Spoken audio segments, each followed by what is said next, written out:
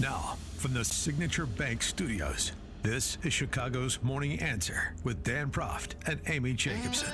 Only the biggest stories, only the biggest guests, and only the biggest opinions. This is AM 560, The Answer. Top of the morning, Dan and Amy. Before we move on, I just wanted to address the issue that a couple callers brought up, and my memory was a little hazy on, so I didn't want to speak out of, Which you never do, or rarely, if ever. Go off half-cocked, try not to. So, remember, after the raid, Trump said he refused a request by the FBI to turn off the security cameras. And he even posted on Truth Social shortly after the raid that he was considering releasing surveillance footage of the FBI and their activities during the raid. Now, I don't know if that's true. He obviously never released any surveillance footage. But you can't, on the one hand, claim that I refused the request to turn off the security cameras and then say the FBI directed me to erase the security cameras. Right? That doesn't wash. Right, no. One of those things can't be true. So just in terms of using that as some sort of cover story, as we were talking about the latest charges against Trump and now another underling at Mar-a-Lago. All right, well, we'll get back to that. We'll have more of that conversation with Congressman Jim Banks from Indiana, who's running for Senate, at the top of the 7 o'clock hour.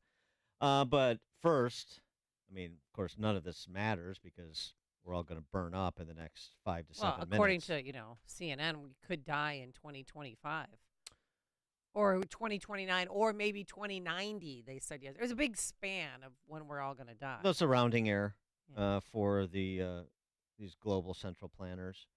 David Blackmon is an energy writer and consultant based in Texas. He spent 40 years in the oil and gas business, where he specialized in public policy and communications. We referenced this piece he wrote in Daily Caller the other week about some of the silliness as we're going down this rabbit hole of limiting, modifying, making vestigial your washing machine, your dishwasher, your gas stove, your water heater. Oh, and if you thought you were going to get a generator. Yeah. Well, the Consumer Product Safety Commission has proposed a rule that limits the amount of carbon monoxide a generator can emit, which the commission admits would eliminate 95% of the portable gas generators on the market. So just get comfortable living in darkness and eating plankton, but know that you've saved the planet. So you have that going for you, which is nice, actually. Yeah. David Blackmon, thanks so much for joining us. Appreciate it. Hey, thank you for having me. So the story, we actually talked to Steve Moore about this, too, a bit earlier in the week, but the story that was a tell for you and also for Steve, would an occasional blackout help solve climate change? This a piece in the LA Times that's trying to condition people to accept darkness. Right, and that's a rising part of the agenda now that the boosters of all this have tried to keep quiet for a long time. They've talked about it behind the scenes, forcing everyone to dramatically lower our standards of living. And using one advocate even used Zimbabwe. We should live more like Zimbabweans here in the United States in order to help address climate change. And that piece of their agenda and messaging has become increasingly prominent as 2023 has gone on, and these two stories that are referenced in that piece in the New York Times and LA Times are emblematic of that. The Zimbabwe's per capita GDP is $600. Yeah. Yeah. A little bit of a discrepancy. You're gonna have to make some. I'm gonna have to make some adjustments in my lifestyle. It would seem I'm probably gonna have to drop at least one of the golf clubs I belong to. I think to make that $600 threshold. Yeah. Right, and I joke about it, and y'all joke about it. We all joke about it. But to these folks who are pushing this agenda, this is very serious. They're not kidding. Okay, and if people think that they wouldn't try to implement this, if given political power, like the Biden administration has been given political power in Washington for the last couple of years, you really are whistling past the graveyard here. This is the agenda, and it's real, and they are focused on it. And we need to really start considering these things when we go to the ballot box in our elections. And what about, I mean, they keep saying this record-breaking water temperatures are affecting marine life. I- it's hotter than a hot tub. That's what they're saying now in Florida. But then if you get out in the Right. water a little bit more, if you go into the deep end, it's a little more normal. But they don't bring that Right. up. And what they did was they took a temperature measurement in a small, very shallow lagoon Hmm. on the west coast of Florida, not even out in the Gulf of Mexico, but in this lagoon, and extrapolated that to the entire Gulf of Mexico and the entire coast of Florida, right? Right. This is the trick that we constantly see with this kind of propaganda. And high temperatures in the Gulf of Mexico are very normal, folks. This is nothing new, and it's not a record, and none of that is anything but propaganda designed to keep us all frightened and confused, and thinking that, hey, maybe we really need to start living like people in Zimbabwe, or we're all going to, as the UN climate or General Secretary said yesterday, we're going into the era of global boiling now. Is the rhetoric he's using? Boiling. Yeah. Yeah. Yeah. Well, Global global boiling. And Bill Weir, I mean, he should be fired for all these comments that he's making about, that we're going to die. He's from CNN. He's the Right. anchor that I was Well, talking about. says- But, I mean, yeah, please. Sure. I mean, He they're used to work here at Channel 9. And, interchangeable parts over there. So with respect to the issue, I mean, since you're a comms guy too, in addition to a policy guy, you've heard the arguments over the last 3 years that the next thing will be climate change in terms of the way that the state writ large messaged and manipulated Yes. on COVID, and they're going to turn their attention to climate change and try to aggrandize their power that much more by playing the same game they have been playing and took to a new level with COVID. They're going to take now that to a new level. Is that your view? Yes. Absolutely. In fact, I urge everyone to go to Twitter, or I guess we're calling it X now, and just do a search on Klaus Schwab's daughter, and a video will come up of the daughter of Klaus Schwab, who runs the World Economic Forum, leading a panel discussion of climate activists at a recent WEF conference, in which they're having a very frank discussion about exactly what you're talking about, the utility of COVID lockdowns and other COVID-like policy actions in, quote, fighting climate change, okay? Because when we did the lockdowns for COVID, what happened? Well, the economy crashed. Everybody went out of business. Everybody went out of work. People stopped driving. And what happened? Emissions got lower, right? And so this lunatic focus on carbon emissions is going to be the justification they use for all of that kind of stuff. And they, again, we joke about it, we laugh about it. I do it more than anyone probably. But it really is a very serious thing that our society is facing here. And we need to be cognizant of it and take it very seriously, because these people, they're not joking. And if you give them power, this is what they're going to do. You were in the oil and gas industry for 4 decades. Yes, sir. And I just wonder, the corporate response here too. Ironically, these fossil fuel companies spend a lot of time marketing how green they are, and not a lot of time essentially doing what you're doing with this piece, what you're doing on the show, which is speaking from a place of energy expertise about what is being proposed, what is being theorized, and what is best for the interests of the American people. I just do you think the oil and gas industry, the fossil fuel industry, does enough to combat the silliness, all these proposed regs coming out of the Biden administration on household appliances, for example? Where is the corporate response? Where are people Yeah. who know better outside of conservative think tanks, free market think tanks, saying anything? Yeah, no, I agree with you. It's a real frustration of mine. It was a frustration in the second half of my career when I was doing all this policy work. Um, I'm free to talk now. I don't have a board of directors or investors to answer to, so I can say what I really think. And it's harder for these corporate executives to do that in the oil and gas business itself. I don't think they do enough. I will, though, say that I do see that changing to some extent. Mike Wirth, the CEO of Chevron, is becoming increasingly outspoken in defending his company.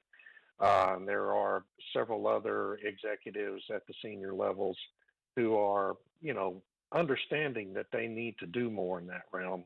So it is changing. It's not enough, and you're just faced with this overwhelming barrage of not just the activist groups, but all these journalists like Paul Krugman and Sammy Roth, who I quoted in that story, who just take talking points from those groups and roll them into their stories at the New York Times and the LA Times. And so it's hard to combat all that, but the industry definitely needs to do more to defend itself. And I've been trying to convince them that for a long time. I mean, it's sort of obvious, but it becomes hard to combat if you don't fight. They become overwhelming when you allow them to overwhelm you. I mean, it's not like that they are without resources. Perhaps it's courage they lack a little bit here. And again, even it doesn't even need to. Just tell the truth about energy production. Just make sure people understand that the idea of powering a $25 trillion economy on windmills and switchgrass is lunacy. I mean, what's so hard about that? Well, it seems pretty simple to me too, and I do what I can, and there's a kind of a growing group of people online who are doing similar things, and I feel like we're making a difference, but it's a real David versus Goliath situation where the media is concerned. What's your view on these? Because it's just so personal in your home and your day-to-day life. These proposed rules regulating household appliances and sort of include that with the garage, what's in your garage, the car, and this idea of eliminating all combustion engine driven cars by 2030, 2035, 2040, whatever. Which is impossible, frankly. I mean, just the load that electric vehicles put on the grid when they're recharging, you're going to have to triple generating capacity on the grid. That's not possible by 2030 or 2050 or, any time frame you want to name. That it can't happen. And so we're going to have combustion vehicles for a long, long time. We need to focus on cleaning up the energy system we have. And that's the shame of all this. We have an energy system we know works really well when it's properly managed. And if we had focused the resources, the trillions and trillions of dollars in resources, on cleaning up the system we have, rather than trying to tear it all down and replace it with these unscalable intermittent forms of energy, we'd be so much further ahead on this curve in addressing the situation these alarmists claim they want to address. But they tied themselves to these rent-seeking industries like wind and solar and electric vehicles, and they are just myopically focused on, targeting those three industries with all of this government largesse and trying to make an unworkable situation work. And so that's why they're now moving to this narrative that says, well, our alternatives don't work, so now you're going to have to dramatically downscale your lifestyle to help us make them work, right? And that's really the rationale they're using. Let me ask you another. You prompted a question. The rent-seeking industries. What about the oil and gas producers preemptively saying we don't want any more energy subsidies at the federal or state level? Could that be policy leadership, or would that be unilateral disarmament in your mind? Oh no, the big oil companies don't get any subsidies. That's what's so funny about that argument. When we talk about things like percentage depletion and deduction of intangible drilling costs, are the two main targets that people talk about. Big oil companies don't even qualify for those things now, and haven't for a long time. But you can't get the New York Times or CBS to honestly report about that. So, yeah, I mean, I think that would be a smart thing for them to do. But instead, what we see is companies like Shell and BP lining up to take all the subsidies from the IRA to do wind farms and solar farms. And even ExxonMobil, is going to benefit from the investment tax credit on its carbon capture and storage projects that it's investing in. And so, it's just this feeding at the trough of when the federal government decides to subsidize something, everyone is going to try to get in on that to take advantage of those subsidies, whether it makes sense or not. And so it's creating a lot of bad incentives, that are really ultimately going to not solve the issue that they're supposedly targeting. Yeah. And just make the situation worse. Bad incentives produce bad policy. That's right. David Blackmon, energy writer and consultant based in Texas, spent 4 decades in the oil and gas business, where he specialized in public policy and comms. Do check out his piece. Climate alarmists are finally saying the quiet part out loud at dailycaller.com. David Blackmon, thanks so much for joining us. Appreciate it. Thank you for having me. I appreciate it. Thank you. And he joined us on our turnkey.pro answer line.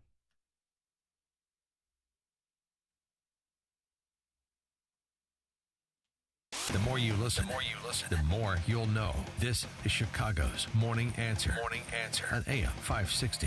The Answer. You can't live forever, but your legacy can. For over 185 years, families have trusted Catholic Cemeteries of Chicago, with 47 locations throughout Cook and Lake counties, to set their legacies in stone. A prepaid cemetery plan locks in today's prices and safeguards against rising inflation. Visit CatholicCemeteryChicago.org or call 708-236-5490 to schedule a free consultation today. Balance of Nature's fruits and vegetables in a capsule, changing the world one life at a time. This Balance of Nature has really helped me. It has kept me peppy as far as energetic. I honestly know that I have to give it credit. So I know that greatest thing that I take is that Balance of Nature. No matter what I have to endure, I am not giving Balance.